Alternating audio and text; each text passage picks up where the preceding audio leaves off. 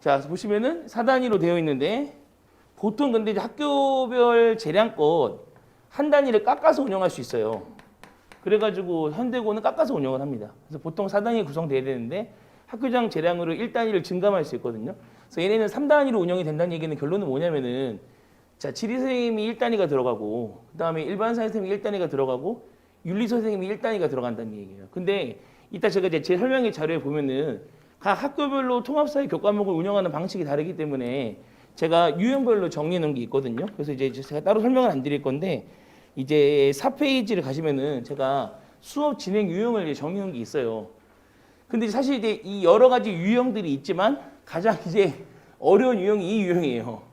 왜냐면 이 얘기는 뭐냐면은 지리 전공자가 들어가고 일반사회 전공자가 들어가고 윤리 전공자가 들어간다는 얘기거든요. 그러면 이런 학교는 무조건 수능형이에요. 무조건 수능형으로 낼 수밖에 없어요. 왜냐면은 교과서 내용이 굉장히 가벼워요. 통합사회가. 실제로 교과서 펼쳐보시면은 아니 이걸 100점 못 맞아? 그 정도로 엄청 가벼운데 그 교과서대로만 문제를 내면은 당연히 등급 산정이 안 돼요. 그러니까 학교 선생님이 다 알고 계시기 때문에 실질적으로는 그래서 거의 수능형 문제들을 던질 수밖에 없는 그런 구조거든요. 특히 이렇게 아예 전공자가 다 들어가 버리는 경우에는 굉장히 심하게 나온다는 이야기고 실제로도 이제 학교에서는 이 윤리 영역을 통합사회 A라고 부르고 그 다음에 지리 영역을 통합사회 B라고 부르고 그 다음에 일반사회 영역은 통합사회 C라고 부르거든요. 현재 이제 현대고에서는. 그리고 A 같은 경우는 학교 프린트로만 나가세요. 프린트가 한 두 장, 세 장 나오거든요. 근데 그 두 장, 세 장 내놓고서 그냥 수능 문제 내세요. 그러니까 이제 그런 식으로 약간 좀 A 같은 경우 되게 불친절하게 내는 경향이 있어서 이게 혼자서 공부를 하기에는 애들이 힘든 상황이 발생하거든요. 올해도 계속 그냥 수능형 문제를 계속 냈고 수능형 문제란 뭐냐면 윤리 같은 경우는 이제 말장난이 많잖아요. 예를 들어서 이런 식으로 이제 반다이어그램을 만들어요. 만들어서 이제 여기 뭐 가 사상가고 뭐 나 사상가고 다 사상가잖아요. 사상가가 있잖아요. 그러면은 A, B, C, D, E, F, G 이게 있잖아요. 그리고 지금 여기 B 같은 경우는 나와 다의 공통점이잖아요. 그리고 G는 다만인 거잖아요. 그 다음에 여기 중간 같은 경우는 가 하나 다 전부인 거잖아요. 그러니까 이걸 하나하나 다 따져야 되는 거예요. 여기 칸트가 있고 뭐 공리주의자인 뭐 벤담이 있고 여기 현대 철학자인 롤스가 있으면은 얘네의 셋의 공통점은 뭐니? 아니면 얘만의 주장은 뭐니? 아니면 얘만의 주장은 뭐니? 이런 식으로 이제 문제를 조지니까 이게 사실 수능이거든요. 이런 식의 문제들을 꼭 두세 문제씩 끼워 넣기 때문에 사실상 애들이 이제 A에서 힘들어하는 이유는 사상가 나왔을 때 힘들어하는 거고 사실 근데 이게 혼자서 하기는 좀 어려운 부분이에요. 왜냐면 이게 실제로 수능 생활과 윤리에서도 거의 대부분이 틀리는 문제가 벤다이어그램 문제거나 아니면 이런 식으로 이제 또 사상가를 줘가지고 이제 서로 이렇게 까는 거죠. 이렇게 까는 겁니다. 그래서 뭐 A 사상가, B 사상가, C 사상가가 있는데 A가 B를 어떻게 비판하냐, B가 A를 어떻게 비판하냐 이런 식으로 여기다 가나 다라 마바 선지 6개 나오는 거잖아요. 그러니까 이런 식으로 이제 하는 게 윤리거든요. 윤리. 근데 물론 이제 이게 매 정기고사마다 이런 유형이 나오는 건 아니고 사상가가 걸리는 유형이 있어요. 사상가 걸리는 단원. 그래서 이게 대표적으로 몇 단원이냐면은 6단원이고 6단원. 그래서 제가 이제 여기 2페이지 보시면은 제가 단원 다 정리해 놓고 주요 내용 해온 다음에 밑에 제가 난이도까지를 좀 만들어 놨거든요. 어느 단원이 어려운지. 그래서 보통 이제 통합사회 A 같은 경우는 6단원이 난이도 최상이고 특히 여기서 이제 현대 철학자들 나오는데 현대 철학자들 이용해서 이러한 수능형 문제들을 던지기 때문에 애들이 여기서 조금 어려워하는 거예요, 사실은. 근데 그 이후에는 A 파트는 좀 쉬워요. 그래서 이거 딱 걸려 있을 때만 애들이 A 파트를 힘들어하고 그 다음에 이제 기본적으로는 셋 중에서 가장 어렵게 다뤄지는 게 얘거든요. 얘는 그냥 아예 수능형이에요. 아예 그냥 교과서를 안 씁니다. 그러니까 얘 같은 경우는 이제 뭘 쓰냐면은 학교에서 부교재를 써요. 그러니까 부교재는 총 2권이 나올 거예요. B 부교재랑 C 부교재가 나올 거고 그리고 부교재 내용이 매년 조금씩 바뀌어요. 그러니까 사실 C는 안 바뀌거든요. 근데 B는 매년 조금씩 부교재가 바뀌어요. 왜냐면 이제 이게 아무래도 세계지리다 보니까 세계지리 파트거든요. 그럼 세계지리 뭐 자원 통계라든지 인구 통계라든지 뭐 기후 통계라는 것도 있는데 이런 것들이 매년 조금씩 바뀌거든요. 그래가지고 수능의 준액의 통계보다 조금씩 바뀌어서 문제도 조금씩 달라지는 거예요. 그래서 실질적으로 그래서 이제 여기가 애들이 제일 힘들어하고 이게 이제 보통 1학년 1학기 중간 이제 기말 그 다음에 이제 2학기 기말 이 3개 다 어렵거든요. 2학기 중간에 쉬워요. 근데 1학기 중간, 기말, 2학기 기말이 진짜 어렵거든요. 왜냐면 그냥 아예 수능 문제를 던져버려요. 특히 여기 같은 경우가 이제 이 통합사회 단원으로 따지면은 몇 단원이랑 관련이 되어 있냐면은 2단원이랑 관련이 되어 있고 여기 이제 자연환경과 인간생활이라고 되어 있잖아요. 그렇죠? 제가 여기 난이도 상이라고 잡아놨는데 일반적으로는 상이거든요. 근데 이제 현대고 같은 경우는 여기서 그냥 아예 뭘 던져버리냐면 수능 문제를 던지거든요. 그래서 만약 수능처럼 그냥 수업을 하세요. 그래서 이제 저도 거의 대부분 이때는 수능 기출 문제 주고 학교 기출도 돌리면서 계속해서 그냥 수능 문제 연습시키는 방법으로 나아갈 수밖에 없고 제가 웬만하면 이제 사회탐구 같은 경우는 개념을 잘 잡은 다음에 문제는 솔직히 본인이 스스로 푸는 거거든요. 사회탐구는. 저는 원래 이제 수업 내에서 문제풀이 수업은 지양하는 편이거든요. 근데 이것만큼은 제가 문제풀이 수업을 해야 돼요. 왜냐면은 그냥 주면 애들 못 풀어요. 설명 들어도 못 푸는 게 이쪽 파트라서. 그래서 애들이 1학기 중간부터 이제 통합사회 학을 떼는 이유가 여기서 학을 떼는 거고 실제로 이제 보면은 보통 이제 혼자 하는 친구들이 있는데 혼자 하는 친구들이 일단은 학교에서는 수업이 그렇게 밀도 있지 않았는데 정작 문제는 수능을 던져버리니까 저 통합사회 안 할래요. 이런 식이 되는 거예요. 근데 안 하기에는 단위수가 좀 크죠, 얘가 또. 생각보다 단위수가 크거든요, 얘가. 그렇기 때문에 이제 솔직히 지리 파트 관련해서는 좀 불친절해요. 그러니까 제가 뭐 다른 학교들 담당하잖아요. 다른 학교들 담당할 때 어떻게 설명드리냐면은 솔직히 얘는 이제 암기 과목이고 독학이 가능하고 그리고 학원을 그럼 왜 보내야 되는 거냐. 국영수 할 시간을 벌기 위해서 보내는 거다. 혼자 하면 시간 오래 걸리거든요. 혼자 할 거 12시간 걸릴 거면은 저랑 같이 하면 그거를 절반을 압축시켜 줄 거니까 그렇게 보내는 거다. 근데 이제 현대고 같은 경우는 보내셔야 돼요.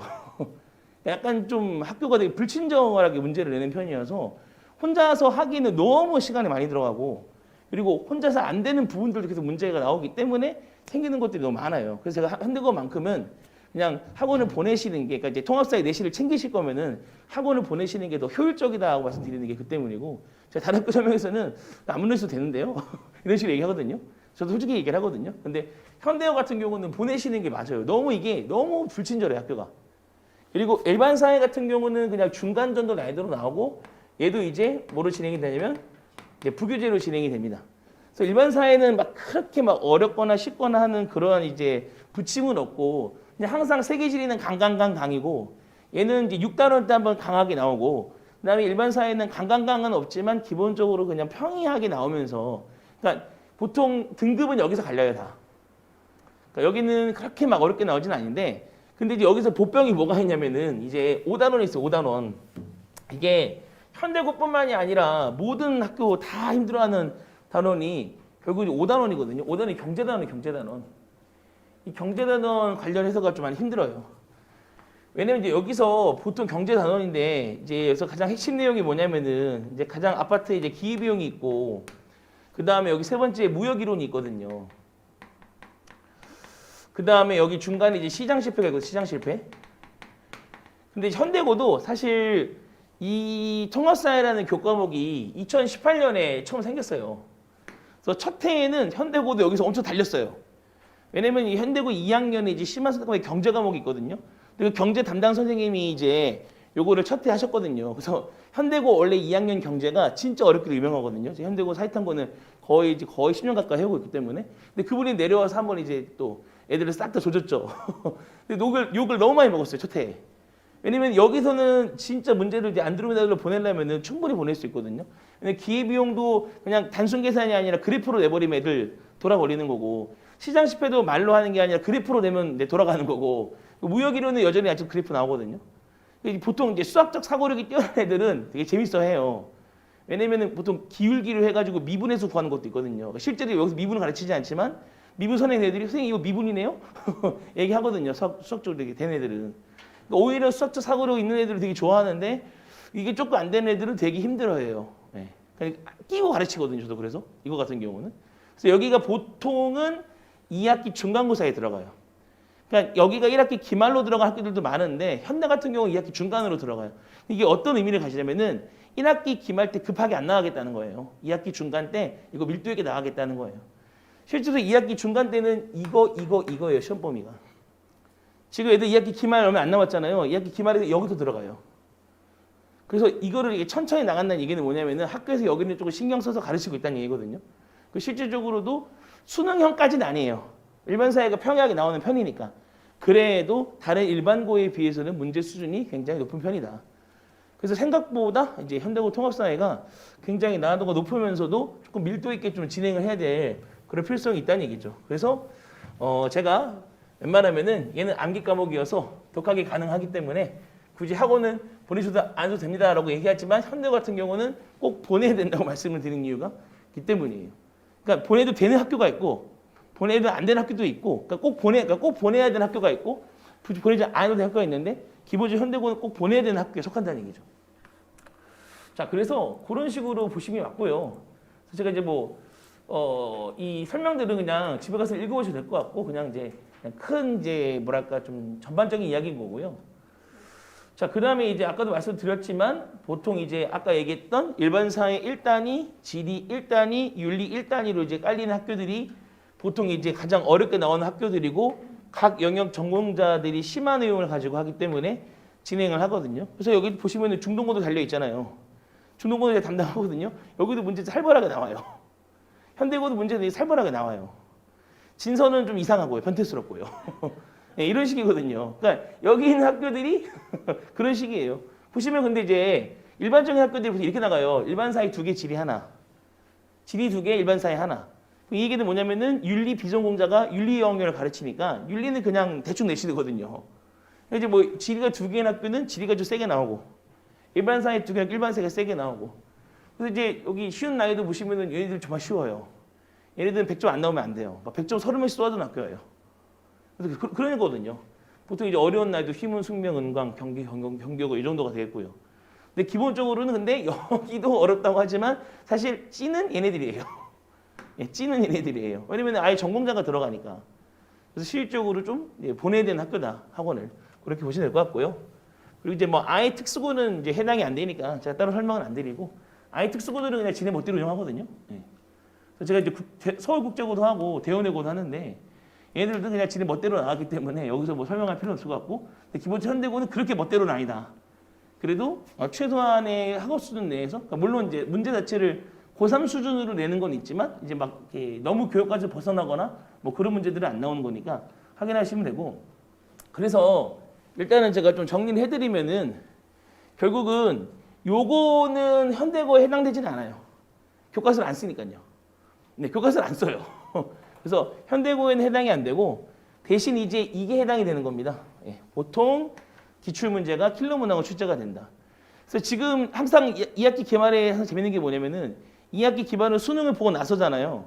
그러면 맨날 현대고 선생님은 수능 문제 변형이 써요. 그러니까 이번에 3개들이 들어가거든요. 인구랑 정한 파트. 그래서 제가 이제 수능 문제 계속 풀리고 있어요, 애들. 올해 수능 문제. 왜냐면 똑같이 나올 거기 때문에. 그러니까 이걸 그러니까 이게 애들이 혼자 이런 것들을 읽어서 보긴 좀 어려운 거잖아요, 사실은. 그래서 제가 계속 적응시키는 이유는 항상 학교 선생님들 특히 지리 같은 경우는 어차피 자료가 나와요. 통계든 지도든 나오는데 그거를 이제 학교 선생님이 직접 막 개발해서 만들기는 좀 어렵거든요. 그러니까 기준에 있는 거 갖다 쓴단 말이죠. 그럼 가장 가까운 게 이제 수능이나 모평 기출이니까 그런 것들을 계속 풀려서 저것만 시켜놓으면은 최소 애들이 시간이 모자라서 못 풀었어 이런 얘기는 안 나오니까 그런 연습을 시켜주는 게 가장 중요한 것 같고요. 그 다음에 얘네가 치사해요. 예, 이거 되게 치사거든요. 네. 소술련 감점이 되게 치사한 학교예요. 왜냐면 어렵게 내도 애들 되게 잘 봐요, 시험을. 그러니까 이제 좀 애들 좀 많이 나왔다, 100점 많이 나왔다 싶으면은 소술력에서 그냥 막 칼처럼 쳐버리거든요. 그런 식으로 등급 산정하는 것들 치사하게. 그래서 그런 부분들이 있기 때문에 좀 우리가 조심해야 될 필요성이 있고 그 다음에 특히 이제 현대고 같은 경우도 말장난 문제가 좀 많이 나와요. 국어영역 비문학처럼 말장난 문제가 꽤 많이 나와요. 특히 윤리영역 같은 경우가 말장난 문제가 많이 나오기 때문에 그런 하나하나의 좀 언어적인 부분들도 케어를 해줄 필요가 있다. 그래서 이제 기본적으로 이제 정리 부분 이런 부분들이고 자, 그 다음에 한국사를 말씀드리면서 마무리를 하려고 하는데 일단은 한국사 같은 경우는 애초에 지금 서울시 교육청에서 각 학교의 출제지침이 되는 게 뭐냐면은 그 한국사가 수능 필수가 되면서 이제 물론 이제 내신 한국사긴 하지만 기본적으로 교육 정책이 한국사를 수능 필수로 만들면서 애들 학습 부담이 늘어나는 거 아니냐라는 비판에 이제 직면했기 때문에 그러한 측면에서 각급 교육청들도 각 학교에다가 교과서 이외의 것 절대 내지 말아요. 예, 교과서 이외의 것 내지 말고 교과서 이외의 지문 내지 말아요. 그래서 확실하게 이거는 학교에 따라서 상관이 있는 게 아니라 모든 학교는 모두 다 교과서에 기반해서 돼요. 그러니까 선택지, 뭐 지문 다 교과서에서 나와요. 교과서 외과에서 거의 벗어나지 않아요. 그 문제가 뭐냐면은 교과서가 총 몇 종이냐면은 이제 8종이거든요. 근데 교과서마다 서술의 난이도 차이가 있어요. 어떤 교과서는 되게 쉬워요. 애들 막 쑥쑥쑥 읽혀요. 어떤 교과서는 너무 쓸데없이 자세해요. 왜냐면 검정 교과서다 보니까 큰 틀만 맞추면은 교과서 출판사들이, 그러니까 교과서 소위 말하는 집필자들이 알아서 쓰는 거잖아요. 그렇죠? 근데 이제 문제가 뭐냐면은 이제 가장 어렵다고 하는 교과서가 얘거든요. 비상교육이랑 그다음에 천재랑 시바스거든요. 근데 문제는 현대국어 셋 중에 하나예요. 현대국어 시바스예요. 네, 시바스가 굉장히 서술 난이도가 어려워요. 예, 그래가지고 이거는 교과서 유불리인데, 근데 시바스를 태관학교가 이 근처가 세하고 세어여고 현대고 다 세 개거든요. 예, 그리고 영동고도 시바스거든요. 생각보다 시바스 태관학교가 꽤 있어가지고, 근데 여기가 난이도 서술이 좀 까다롭고, 기존에, 그러니까 이게 웃긴 게 뭐냐면은 결국 집필자의 성향이 들어가는데 집필자들이 쓰고 싶은 거 썼어요. 그러니까 그런 성향이 나서 그런 부분들이 이제 시험 문제에 나오거든요. 네, 그래가지고 이제 조금 어려운 부분이 있다. 근데 이제 기본적으로는 결국은 말씀 계속 드리지만 교과서 기반 출제란 말이죠. 그러니까 이것도 이거 현대과 같은 통합세는 기출을 봐야 돼요. 근데 한국사는 기출의 의미가 없는 게 뭐냐면은 매년 달라져요. 왜 매년 달라지냐면은 자, 뭐 어떤 해에는 뭐 3페이지 구속지, 그 다음에는 뭐 18페이지 구속지, 뭐 그 다음에는 62페이지 탐구활동 밑에 구속지 이런 식으로 나오거든요. 그러니까 학교 선생님이 그냥 이거는 교과서를 그냥 통째로 외우고 애들만 100점 맞게 해줄게요. 그렇기 때문에 저도 아예 그냥 수업을 어떻게 진행해 버리냐면은 그냥 교과서에다 빈칸 뚫어놔요. 이렇게. 그냥 제 수업 교재예요. 교과서에다가 빈칸 싹 뚫어놔요. 빈칸 채우면서 같이 정리해주고, 여기 빈칸을 뚫어놓은 거는 핵심 키워드. 문제를 풀 때 어느 시대인지 어느 사건인지 알아야 될 거 아니에요. 그렇죠? 그러니까 그걸 이제 채워 넣음으로써 이제 애들이 이게 핵심 키워드니까 여기에 있으면은 뭐 1920년대 무장투쟁이야. 뭐 여기 있으면 뭐 조선시대 후기야. 뭐 이런 식의 키워드가 있잖아요. 그런 키워드 잡아주고, 말씀드렸잖아요. 교과서 기반 출제이기 때문에 교과서 문장이 그대로 뽑혀 나와요. 아니면 조금 변형해서 뽑혀 나와요. 그러니까 뽑혀 나올 수 있는 문장만 밑줄 그어놓은 거예요, 제가. 그래서 이걸로 수업하고 이걸로 계속 테스트 봐요. 한국사는. 그러니까 혼자서 외워야 될 부분들을 제가 좀 많이 자료를 줘서 좀 수업 시간 내에서 외우고 갈 수 있도록, 끝나고 매 테스트 보고 통과할 때까지 안 가고 그런 거거든요. 그래서 그냥 집에서 혼자, 원래 이게 애들이 좀 혼자 해야 될 거예요, 솔직히. 자기 주도 애들은 혼자 하거든요. 근데 안 되는 애들은 붙잡아 놓고 시켜야 될 거 아니에요. 그러니까 교과서 같은 경우는 잘 이거고, 매년 듣는 요청이 뭐냐면 이것만 따로 파시면 안 되냐고, 어머님들이. 근데 그렇게는 좀 어렵고요.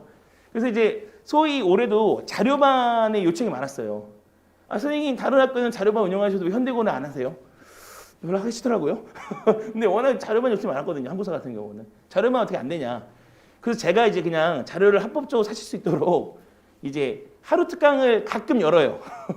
저도 이제 시간이 될 때만 이제 하도 이제 1일 특강에 대한, 근데 너무 정규반 애들이 근데 조금 너무 손해가 있어가지고 제가 자주는 안 여는데 뭔가 하다 그냥 좀 비는 타임이 있으면 제가 1일 특강을 열기도 하거든요. 랜덤하게. 안 열 때도 있고 열 때도 있고. 안 열면 이제 왜 안 열냐고 학원에 이제 전화선이 불이 나죠.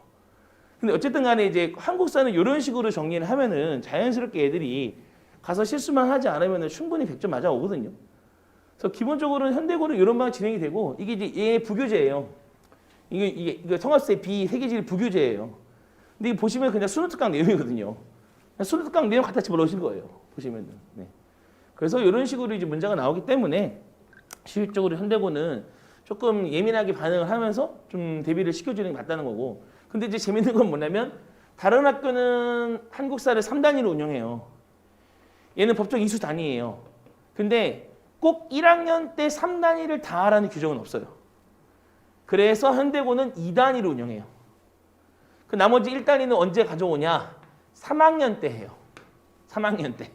그러니까 얘는 1학년 때 하고 얘는 3학년 때 해요. 그러니까 얘네들은 그래서 어떤 거냐면은 학교 진도 되게 천천히 나가요. 사실 한국사가 지금 단원이 4개거든요. 이게 이제 전근대사거든요. 이것도 문제인 게 뭐냐면은 전근대사가 선사시 때부터 후기까지거든요. 그럼 거의 1000년 역사잖아요. 근데 이거를 교과서 80페이지에 우겨 넣었어요. 그러니까 애들이 제일 힘들어하는 게 여기예요. 그런데 이제 현대고는 2단계밖에 안 나가니까 어차피 전부 다 못 나가거든요. 그래서 얘네들은 보통 고려까지 나가요. 시험 범위가. 고려까지. 그리고 이제 2단원이 개항기라고 해서 우리 이제 그 흥선대원구부터 일제강점까지 여기 이제 일제시대고 여기가 현대거든요.